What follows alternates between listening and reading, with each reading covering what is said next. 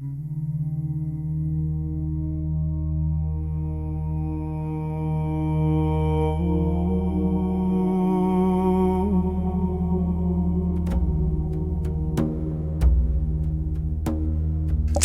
ნიკოლოზ საკვირველთმოქმედი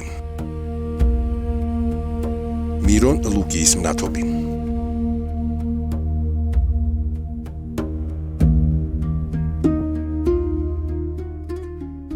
ჩვენი წელთაღრიცხვის მეოთხე საუკუნეში, როდესაც ქრისტიანული სამყარო ჯერ კიდევ ფორმირების პროცესში იყო და რომის იმპერიის საზღვრებში სულიერი გარდატეხა ვითარდებოდა, მცირე აზიის ნახევარკუნძულის სამხრეთ სანაპიროზე, ლუკიის ოლქის ქალაქ პათარში, მოევლინა ქვეყნიერებას პიროვნება, რომლის სახელმაც საუკუნეებს გაუძლო. წმინდა ნიკოლოზის ცხოვრება არ არის მხოლოდ ბიოგრაფიული ფაქტების თავმოყრა. იგი წარმოადგენს ისტორიულ, ჰაგიოგრაფიულ ეპოსს, რომელიც მოგვითხრობს ადამიანურ სიკეთესა და ღვთაებრივ ძალას შორის არსებულ განუყოფელ კავშირზე. ყველაფერი დაიწყო მისი კეთილმსახური მშობლების, თეოფანესა და ნონას მხურვალე ლოცვით. მათ შვილი დიდხანს არ ეძლეოდათ და აღთქმა დადეს. თუ ნატრა აუსრულდებოდათ, შვილს უფალს მიუთმნიდნენ. ნიკოლოზის დაბადება უკვე პირველივე ნიშნით სასწაულად აღიქმებოდა. მისი მოვლენებისთანავე დედა ხანგრძლივი და მძიმე სნეულებისგან განიკურნა. ჩილობაში გამოვლენილი უჩვეულო ნიშნებიც მიანიშნებდა, რომ სამყაროს განსაკუთრებული მწყემსი მოევლინა. გადმოცემის თანახმად, ნათლის ღებისას ყრმა ემბაში საკუთარი ძალით დაუხმარებლად იდგა. მარხვისადმი მისწრაფება ჯერ კიდევ ჩვილობაში გამოჩნდა. ოთხშაბათსა და პარასკევს იგი მხოლოდ ერთხელ იღებდა დედის რძეს. მას შემდეგ, რაც მშობლები საღამოს ლოცვას აღასრულებდნენ.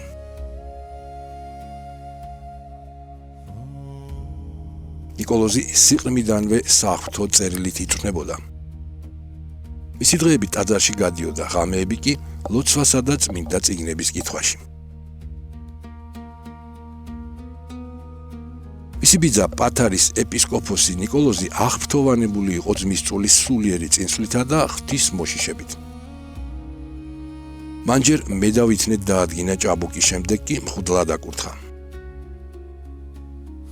ხელდასმის დღეს მღვდელთ მთავარმა სამწყსოს წინაშე წინასწარმეტყველური სიტყვები წარმოთქვა.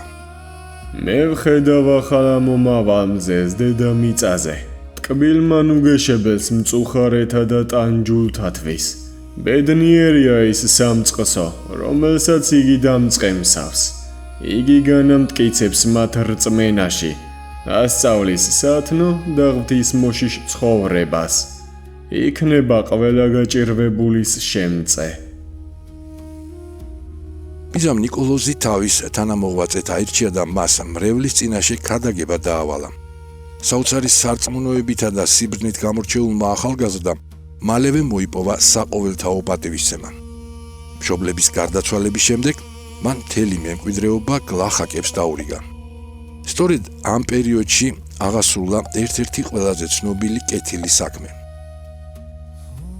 ქალაქში ერთმა შეძლებულმა კაცმა ქონება დაკარგა და გაჭირვების გამო განიზრახა 3 ასული საროსკიპოში გაეგზავნა. შეწუნებულმა ნიკოლოზმა ოჯახი სულიერი დაღუპვისგან იხსნა. ღამით ფარულად ფანჯრიდან 3 კისა ოქრო შეუგდო გაჭირვებულ მამას. იგი ყოველთვის ცდილობდა სიკეთე უჩუმრად ეკეთებინა, რათა მისი ღვაწლი მხოლოდ უფლის წინაშე ყოფილიყო ცნობილი.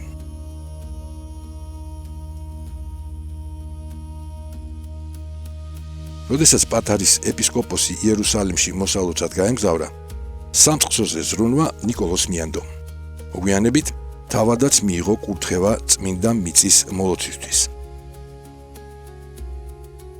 იერუსალიმში ჩასულმა პირველ რიგში გოლგოთას მიაშურა და უფლის მიწიერ ცხოვრებასთან დაკავშირებული ადგილები მოილოცა. სიონის მთაზე ასვლისას გადმოცემით დახშული ტაძრის კარები თავისით გაიღო. ნეტარმა მოინდომა უდაბნოში განმარტოება, მაგრამ ზეციურმა ხმამ სამშობლოში დაბრუნება უბრძანა.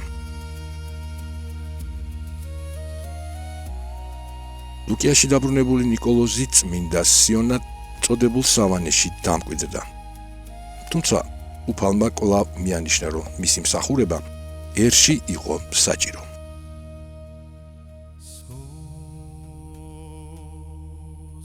საღვთო ხილვაში მაცხოვარმა მას სახარება გაუწოდა, ხოლო ყოვლადწმინდა ღვთისმშობელმა ომოფორი. სწორედ ამ დროს ქალაქ მირონში მთავარ ეპისკოპოსი გარდაიცვალა. ახალი მღვდელმთავრის არჩევისას ეპისკოპოსები მარხვასა და ლოცვას მიეცნენ. ერთ-ერთ მათგანს გამოცხადებით ეუწყა, რომ პირველი ადამიანი, ვინც დილით ტაძარში შევიდოდა, უფლის რჩეული იქნებოდა. ეს ადამიანი ნიკოლოზი აღმოჩნდა. ხალხმა სიხარულით მიიღო ახალი მწყემსი, რომელიც თავად სული წმინდა სცხო. მირონ ლუკიის ეპისკოპოსად დადგენის შემდეგაც ნიკოლოზი სიმდაბლითა და სიმშვიდით აგრძელებდა ცხოვრებას.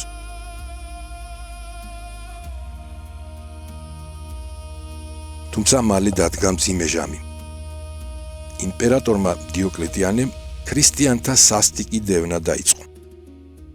წმინდა ნიკოლოზი არ შეუშინდა განსაცდელს, ახოვნად ქადაგებდა და ამის გამო შეიპყრეს.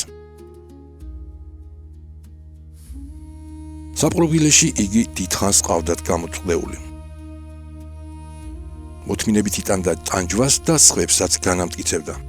მხოლოდ კონსტანტინე დიდის გამეფების შემდეგ დაუბრუნდა თავის კათედრას. 325 წელს ნიკოლოზი მონაწილეობდა პირველ მსოფლიო საეკლესიო კრებაზე ნიკეაში. იქ მან განსაკუთრებული სიმტკიცე გამოიჩინა ერეტიკოს არიოზის წინააღმდეგ, რომელმაც ღმერთი დაგმო. გადმოცემით, ნიკოლოზმა ვერ გაუძლო ბილწსიტყვაობას და არიოს კვერთხი ჩაარტყა, რის გამოც დროებით ხარისხი აღყარეს. თუმცა კრების მამებმა საღვთო ჩვენებით იხილეს მაცხოვარი და ღვთისმშობელი ნიკოლოზის გვერდით და იგი კვლავ პატივში აღადგინეს. წმინდა ნიკოლოზმა სიცოცხლეშივე მრავალი სასწაული აღასრულა. ერთ-ერთი ყველაზე შთამბეჭდავი იყო მისი ჩარევა მაშინ, როდესაც ქალაქის მმართველებმა სამ კაცს უსამართლოდ მიუსაჯა სიკვდილი. მღვდელმთავარი გაბედულად მიეჭრა ჯალათს. ამართული მახვილი ხელიდან გამოსტაცა და მიწას დაანარცხა, რითაც უდანაშაულონი იხსნა. ამ მოვლენას იმპერატორის მიერ გამოგზავნილი მხედართ მთავრებიც შეესწრე. ნაბუტიანოსი, აფრისიონი და არბიდიანი.